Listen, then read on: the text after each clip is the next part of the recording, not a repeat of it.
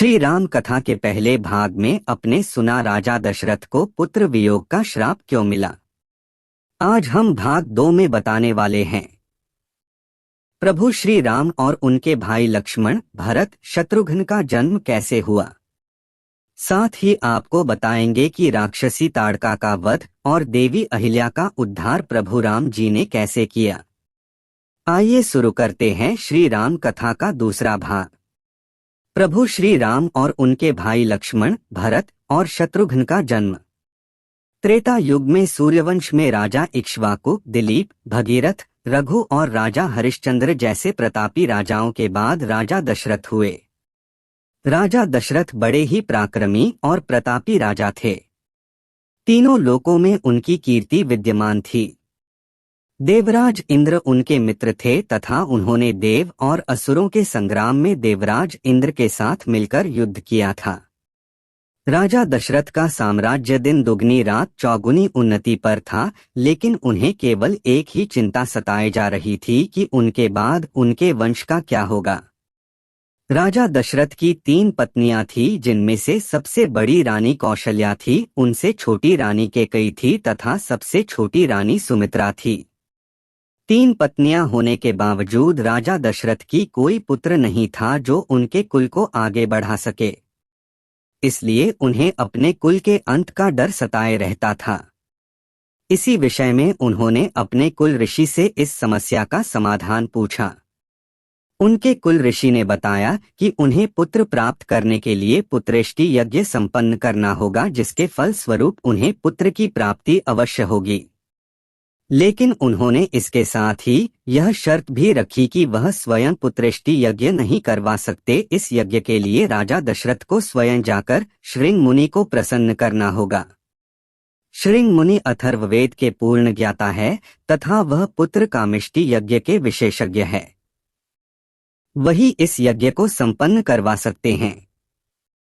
राजा दशरथ पैदल वन में श्रृंग मुनि के पास जाते हैं तथा उनसे आग्रह करते हैं कि संतान सुख के लिए व्याकुल हैं।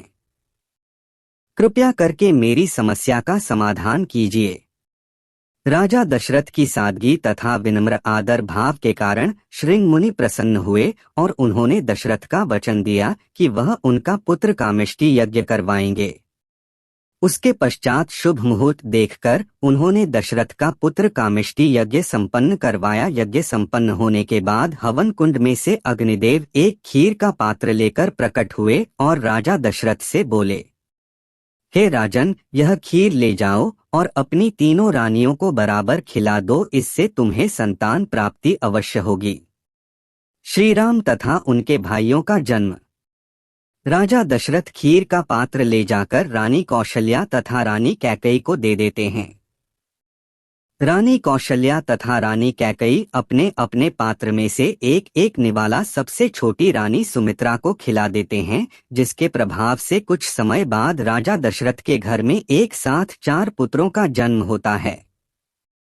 रानी कौशल्या सबसे बड़े पुत्र राम को जन्म देती है। उसके कुछ ही समय बाद रानी कैकेयी राजा दशरथ के दूसरे पुत्र भरत को जन्म देती हैं। कुछ घड़ी बीतने के पश्चात रानी सुमित्रा राजा दशरथ के तीसरे पुत्र लक्ष्मण को जन्म देती है तथा कुछ ही क्षण बाद वह दशरथ के चौथे पुत्र शत्रुघ्न को जन्म देती हैं। और इस प्रकार पृथ्वी पर बढ़े हुए पाप अत्याचार को मिटाने के लिए भगवान नारायण स्वयं राजा दशरथ के पहले पुत्र श्री राम के रूप में जन्म लेते हैं।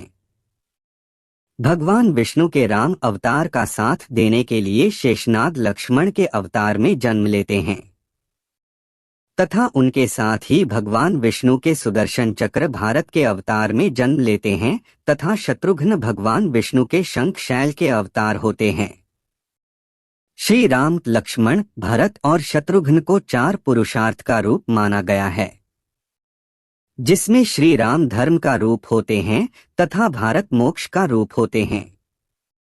उसके साथ ही लक्ष्मण जी को काम का प्रतीक माना गया है तथा शत्रुघ्न जी को धन का रूप माना गया है। राक्षसी ताड़का का वध। श्री राम तथा चारों भाइयों की शिक्षा पूर्ण होने के चारों भाई राजमहल में वापस लौट जाते हैं। उसके कुछ ही समय पश्चात महर्षि विश्वामित्र राजा दशरथ के महल में आते हैं तथा राजा दशरथ से कहते हैं कि उन्हें श्री राम चाहिए ताकि उनके यज्ञ तथा अनुष्ठानों की असुरों तथा राक्षसों से रक्षा की जा सके। राक्षस हमेशा हमारे यज्ञ में बाधा डालते हैं और यज्ञ को पूरा नहीं होने देते। इसलिए हम राम को अपने साथ ले जाना चाहते हैं ताकि वह हमारे यज्ञ तथा अनुष्ठानों रक्षा कर सकें। श्री राम तथा लक्ष्मण विश्वामित्र के साथ उनके आश्रम में चले जाते हैं, जहां पर विश्वामित्र श्री राम को बताते हैं कि एक राक्षसी ताड़का उनके हर यज्ञ में विघ्न डालती है तथा उसका विनाश करना आवश्यक है। यह माना जाता है कि राक्षसी ताड़का एक यक्षिणी थी। महापुराण में वर्णित है कि यक्षिणियां स्वयं मां दुर्गा की शक्ति का अंश होती है, इसलिए वे बहुत शक्तिशाली होती है। इसलिए श्री राम और लक्ष्मण विश्वामित्र के साथ राक्षसी ताड़का के निवास स्थान पर जाते हैं और उसको ललकारते हैं। ललकार सुनकर राक्षसी ताड़का बाहर निकलती है और इन पर हमला करने लगती है। काफी समय तक युद्ध के बाद श्री राम अपने एक बाण से राक्षसी ताड़का का अंत कर देते हैं। उसके बाद विश्वामित्र श्री राम और लक्ष्मण को अपने आश्रम में ठहर आते हैं। अगले दिन जब ऋषि विश्वामित्र यज्ञ कर रहे होते हैं, तब सुबाहु तथा मारीच नाम के दो राक्षस उनका यज्ञ भंग करने के लिए कुछ राक्षसों को साथ ले आते हैं।